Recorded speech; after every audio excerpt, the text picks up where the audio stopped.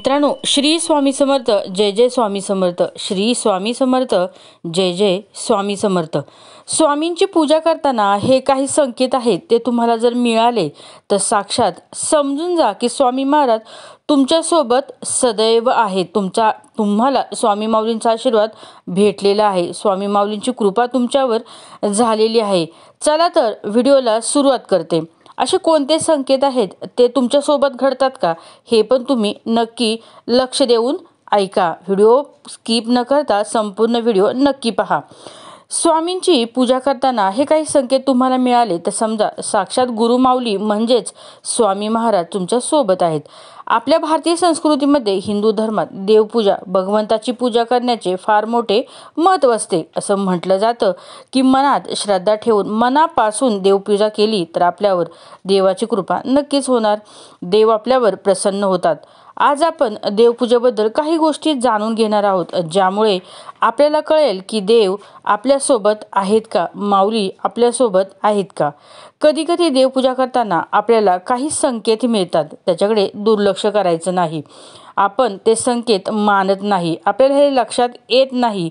हे संकेत आपल्याला साक्षात देवाने दिलेले असतात. या संकेतांचा अर्थ असा असतो की देव आपल्यावर प्रसन्न आहेत, देवाने आपली पूजा स्वीकारली आहे. चला तर वेळ न घालवता जाणून घेऊया कोणते आहेत ते संकेत. तुमचीही श्री स्वामी समर्थांवर श्रद्धा असेल, आजचा हा स्वामी संदेश पूर्ण बघा आणि चॅनलवर नवीन असाल तर एक सबस्क्राईब नक्की करा. सबस्क्राईब फ्री असतं. कमेंटमध्ये श्री स्वामी समर्थ नक्की कमेंट करा. मित्रांनो, तुम्ही नक्कीच भाग्यवान ठरसाल. 1. धूप किंवा अगरबत्ती. स्वामी भक्त हो, आपण देवपूजा करताना धूप किंवा अगरबत्ती लावतोच. देवपूजा करत असताना त्या अगरबत्तीचा किंवा धूपाचा धूर संपूर्ण घरात पसरला तर आपल्याला अचानक सकारात्मक आणि प्रसन्न वाटू लागतं. तेव्हा समजून जा की साक्षात भगवंत आपल्या घरी प्रकट झाले आहेत. लवकरच आपले भाग्य चमकणार आहे आणि पैसा लवकरच आपल्या घरी येणार आहे. ही सकारात्मक ऊर्जा आपल्या आजूबाजूला जाणवायला लागते. आपल्याला आपल्या घरातील वातावरण अचानक सुखद प्रसन्न वाटू लागतं. दुःखाचं सावट घरातून निघून गेलं असं वाटतं. 2. भिकारी किंवा लहान बालकं. स्वामी भक्तो बऱ्याच वेळेला आपल्या दारी भिकारी किंवा इतर कोणी काही मागण्यासाठी येतात. जर कधी पूजा झाल्यानंतर दारात भिकारी किंवा कोणी लहान बालक जरी आलं तर काही मागण्यासाठी आलं तर असं समजून जा की आपल्या दारात साक्षात भगवंत आपली परीक्षा घेण्यासाठी आलेले आहेत. त्यांना काहीही न देता रिकाम्या हाताने बाहेर पाठवू नका. बघतो त्या भिकाऱ्याला किंवा बालकाला रिकाम्या हाताने परत पाठवू नका. घरातील काही ना काही खाद्यपदार्थ देऊन त्यांचं पोट भरा. लक्षात ठेवा, अन्नदान हे सगळ्यात श्रेष्ठ दान असतं. स्वामी माऊलींना हे खूप आवडतं. दान केल्याने आपल्या धनात कधीच कमतरता येणार नाही. उलट दान दिल्याने आपल्या संपत्तीत वाढ होते. त्यामुळे पूजेनंतर भुकेलेला अन्न देणं ही देवाला प्रसन्न करण्याची खूप सोपा उपाय आहे. 3. दिव्याचा प्रकाश. स्वामी भक्तो, आपण पूजा करत असताना देवाला हात जोडताना प्रार्थना करताना आपण हात जोडून प्रार्थना करत असताना जर दिव्याचा प्रकाश तेजस्वी झाला, दिव्याची ज्योत अचानक वाढली तर समजावे भगवंत साक्षात आपल्या समोर आहेत व आपण जे काही प्रार्थना देवासमोर केली ती भगवंतापर्यंत पोहोचत आहे आणि त्यांनी ती स्वीकारली आहे व त्यांचा आपल्याला आशीर्वाद भेटलेला आहे हे सांगण्यासाठी त्यांनी दिलेला हा संकेत असतो. अशा वेळी भगवंत आपल्यासमोर असताना आपल्या जीवनातील ज्या काही गोष्टी अडचणी असतील किंवा काही इच्छा असतील तर देवासमोर नक्कीच सांगा. आपल्या सगळ्या अडचणी आणि दुःख दूर होऊन आपल्या सगळ्यांच्या इच्छा नक्कीच स्वामी माऊली पूर्ण करणार. 4. शुभचिन्ह.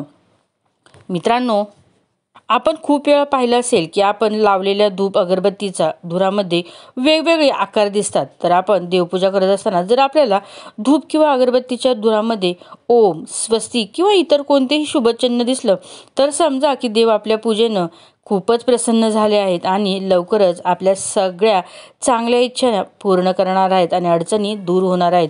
सगळ्या इच्छा तुमच्या सुकर होणार आहेत. 5. पाहुणे. स्वामी भक्तो, हिंदू धर्मात अतिथींना देव मानलं जातं. तुम्ही पूजा करताना कोणी अचानक पाहुणे आले तर समजा साक्षात देव तुमच्या घरी प्रकट झाले आहेत व कोणत्याही रूपात ते येऊ शकतात. त्यामुळे देवपूजा करताना कधी कोणी पाहुणे आले तर रागावू नका. त्यांचं योग्य ते आदरातिथ्य करा आणि जमेल तेवढी सेवा नक्कीच करा. भक्तो, अशाने देव आपल्यावर प्रसन्न होऊन आपल्याला आशीर्वाद देतात. मित्रांनो, पाहुणे येणं हा देवाचा एक अतिशय महत्त्वाचा संकेत मानला जातो. त्यामुळे देव प्रसन्न होतात. आपले सगळे संकटे दूर होतात. घरी लक्ष्मीचा वास सदैव राहतो. आपल्या घरी आलेल्या पाहुण्यांना चुकूनही अपमान करू नका. त्यांचे मन दुखेल असं वाईट वागू नका. 6. फुलांचा संकेत. स्वामी भक्त हो, आपण देवपूजा करताना देवाला फुलं अर्पण करतो. देवपूजा करताना जर अर्पण केलेलं फूल आपल्या समोर पडलं तर समजा की देव आपल्या पूजनाने खूप प्रसन्न झाले आहे आणि त्यांनी आपल्याला आशीर्वाद दिलेला आहे. फूलरूपी आशीर्वाद देऊन भगवंत आपल्यावर प्रसन्न झाले आहेत हे सांगून आपल्या जीवनातील सर्व अडचणी लवकरच दूर होत आहेत. चांगले दिवस येणार आहेत, संकेत येणार आहेत. स्वामी भक्त हो, तुम्हाला सुद्धा देवपूजा करताना जर यापैकी कोणताही संकेत मिळाला तर समजून जा तुमच्यासोबत साक्षात देव आहेत. मी तुमचे सगळे प्रॉब्लेम लवकरच दूर होणार आहे. मी सर्वत्र आहे. मी चराचरात व्यापून आहे. मी वारा आहे. मी पाणी आहे. मी आकाशात सगळीकडे मीच आहे. मीच अग्नी आहे. गाणगापुरात मीच आहे. ध्रुवावर, कैलासावर आणि गरुडावरही मीच आहे. मी कुठेही गेलेलो नाही. मी सदैव तुझ्या पाठीशी आहे. मीपणा दूर ठेवून विश्वास ठेवा. पदरी अपयश कधीच येणार नाही. हृदयातल्या मंदिरात अंधार असेल तर घरातल्या देव्हाऱ्यात दिवा लावून फायदा नसतो. संकट तुमच्यातली शक्ती आणि जिद्द पाहण्यासाठी येत असतात. दगडातून मूर्ती बनवण्यासाठी दगडाला टाकाचे घाव सोसावे लागतात. तसेच आपल्यातील मानवी मूर्ती बनवण्यासाठी आपल्यालाही परिस्थितीचे घाव नक्कीच सोसावे लागतात. तुमची खरीखुरी श्रद्धा योग्य ठिकाणी असेल ना तर पाषाणालाही दैवत्व येतं. तुमची अंधश्रद्धा असेल तर मानवी रूपातील पशुत्व त्याचा फायदा घेऊन परमेश्वराच्या नावाखाली तुम्हाला जाळ्यात अडकवून तुमची कटपुतली करू शकतात. जीवनात कधी दुःख आले तर आपले दुःख आणि वेदना जगाला सांगू नका. समाधानी राहा, सुखी राहा. तर मित्रांनो, आजचा हा स्वामी संदेश आवडला असेल तर व्हिडिओला नक्की लाईक करा. चॅनलवर नवीन असाल तर एक सबस्क्राईब नक्की करा आणि स्वामी सेवा करा आणि स्वामी सेवेकरी व्हा. अनंत कोटी ब्रह्मांड नायक श्री स्वामी समर्थ. श्री गुरुदेव दत्त.